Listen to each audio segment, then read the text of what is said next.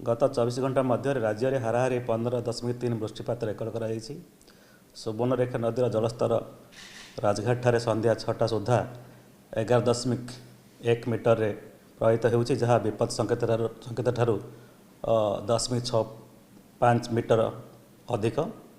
यह फल बालेश्वर जिले में भोगराई बालियापाड़ बस्ता जलेश्वर ब्लॉक प्रभावित होइछि। प्राय जिले में 1,15,000 लोक प्रभावित होइछन्ति। बन्या परिस्थितिर मुकाबला बालेश्वर जिले में 5टी ओड्राफ टीम 4टी एनडीआरएफ 12टी फायर सर्विस टीम 35टी पावर बोट मुतयन कराई। प्रत्येक ब्लॉक रे वरिष्ठ अधिकारी माने नियोजित होइछन्ति।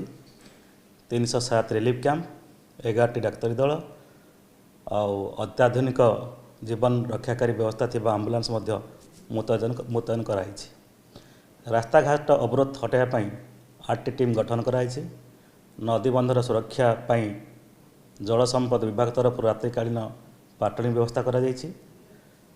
जल संपद विभाग तरफ पर्याप्त परिमाण में बाली बल्ला व्यवस्था कराई।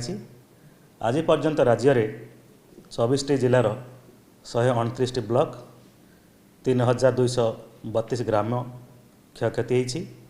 पाखापाखि 8,53,000 लोक प्रभावित होती। 1,47,000 लोक को उद्धार करा जाई 409टी रिलीफ कैंप रे रखा जायछि।